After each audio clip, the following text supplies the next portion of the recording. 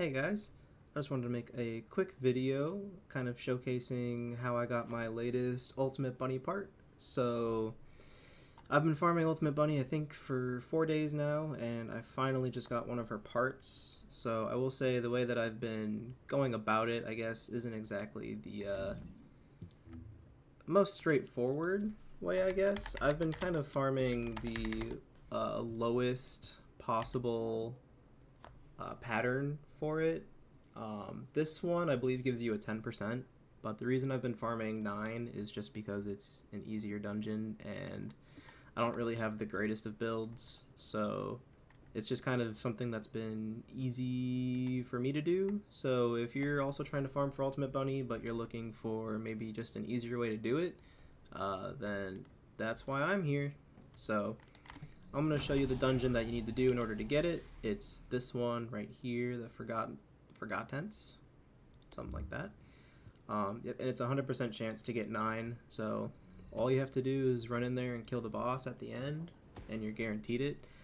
Some nice things I guess you can get along the way would be any of those transcendent ability modules, but what I'm going to do for you here is I'm just going to run through it, kind of show you what it looks like when I do it, and then after I'm done, talk about my build and kind of some other things that I plan on doing in the future. One option that you have when doing this mission is just not having guide talk to you the whole time. I'm really lazy and just never turned it off, so if that's something that you want to do, I wouldn't blame you. She's going to tell you all about the Iron Hearts every time you do this. So just as a warning, I did this 65 times, so it's only a 3% chance once you open the material pattern, which isn't that high, but also, I mean, if you think about it, 3% chance, I should have gotten it like 30 tries ago anyways, so whatever. After you acquire the information here at this panel, you're going to have to fight one more wave of enemies. It's going to be a sniper in the back there, then just these guys, then you're all good to go. So as you can see so far, it's been pretty straightforward. You just run in, kill stuff, and if you have a level 40 bunny, you won't chew through your mana as fast as I do. I just reset her level because the next pattern is a defense, so I figured I'd just catalyze her and level as I farmed it, but that's kind of where we're at right now. So this part of the mission's the worst part. This is, you can't leave this ring, and it takes probably about a minute and a half, so you can kind of do whatever you want here. One thing that I've been using this dungeon for, since these enemies are so low level, you can use it to do like battle pass challenges. So none of those dailies reset. Things like there was one where it was like kill enemies with the sub attack, and I mean these things, like you just do that, right? I just got 5 kills with the sub attack. So really, like, any kill enemy things are really good to do here. Just because I did it so many times, it's just great for doing big kill quests. There was one of them where it's like kill enemies using special weapons, so like this, right? You just one-shot everything. So good for that. Good for a lot of things. One thing that I've been using this for as well is getting weapon proficiency. So your mastery rank is tied to the level of your descendants and to the proficiency of your weapons. So as you can just see in the chat, I just got a couple levels in proficiency for a few of my weapons. So it's not like insane amounts, but I mean, if you're going to be in here farming anyways, it's just a little extra thing you can get out of it. So after you're done standing in a circle for a minute and a half, you get to run over here. You don't have to kill any of those enemies. They do not matter. You just run straight through this. You do have to kill all of these. So there's 5 in this room, 2 down there, 2 up there, 1 there. And then there's 6 in this room, 2 spawn here, 2 on that side, and then 2 up here. I learned this the hard way.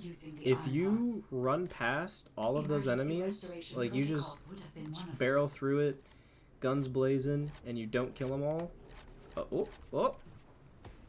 well, don't do that either. That's gonna slow you down. But if you kill all those enemies accidentally, what's gonna happen is if you run all the way here before you realize it, you actually, for some reason, you can't leave the boss room. So like as soon as you come through this barrier, the door doesn't shut, but it does this to you, where like you can't walk back that way. So even though the door doesn't shut, they don't let you through. So you can just kind of come through like this. I know I missed that guy, I'll get him. And then, yeah, you just kind of run straight to the back. Obviously, I stopped a little bit to demonstrate the door, but if you don't stop at the door, you can just run straight through and everything will die. But once you get up here, you have a little bit of time to kind of like double check, make sure you killed everything. And then this boss is a pretty big pushover. You just turn on your little shock nova, and you actually can outrange his like stuns. Like if you want to stand here, you can basically just like jump back and forth between it, and you'll be fine. But oh, wrong button. So yeah, super simple. This one took me, let's see, 4:45, and that was a little slower. So you could probably do this in maybe like 4.5 minutes if you're faster than me, which is not very hard to be faster than me. If you are a little slower, then maybe like 5.5 minutes, but really not that long to run at all. And then immediately after you get 9, you can come in here and fight Stunning Beauty. So Stunning Beauty is only level 22, so that means she's going to be incredibly easy. So usually Stunning Beauty fights, I mean, you have the 10 seconds at the beginning, and then the fight itself is like 15 seconds, so you can get in and out of here in probably like 40 seconds. So, you know, you pull that all together, slap in a couple extra seconds for loading screens. I mean, you're looking at, let's just be on the safe side and say like 7-8 minutes per run. So you can do these pretty quickly, which is kind of why I've opted for doing these instead of the harder ones. So I just come in here, melter, and then open this up, and then, you know, you just pray a little bit, hope for the best, and there you go. You get a Volby Spiral Catalyst. That happens 100% of the time, except for when it doesn't. So yeah, that's basically it. That was my grand strategy. It was just throwing myself at a wall until it finally stuck at a 3%. So as you can see, I have 21 Volby Spiral Catalysts, and that's after I made her. You also get, what else do you get? You get like a few other things, but also kind of as like an upside to this, I now have 13 of these Catalyst blueprints. So I guess that's also pretty cool, is this is also kind of like a way of getting these if you're, you know, you need more of these. Not that 13 is a substantial amount, but I mean, it's definitely enough to keep you going for a little bit. You can play bongos with people, that's great. But yeah, so I mean, 13 Catalyst blueprints isn't a small number, I would say. I'd say it's pretty good. So that's just kind of like something you get on the side. So if you're in the need of catalysts and you want to farm for Ultimate Bunny, there you go. But my build's pretty straightforward. Like I just said, I'm level 17 right now because I just put in another catalyst. But essentially all I'm doing is increased defense and increased HP. That's putting me at around 27k defense, 25k health, so not too bad. If you didn't have any catalysts and you just wanted to run like the basics, I would definitely run this skill expansion. This is what kind of gives you that max range circle. I'm running a little bit of duration, but you wouldn't need these. And if you're just going to run these lower level dungeons anyways, you can definitely drop the antibody. You can probably drop the cooldown, and you could drop skill power, and you could drop this, and then you could just run like these three, and these three alone would probably get you pretty much all the way there. There may be some like other tweaks that I would make along the way. I'm partial to the ones that I run. I don't necessarily want to claim that this is the best build, but this to me is what feels the best. When you're max rank at 40, this max MP is just, I feel like it's just enough to kind of like feel okay. The skill cooldown's really nice because this kind of keeps you in like this constant uptime for your Nova.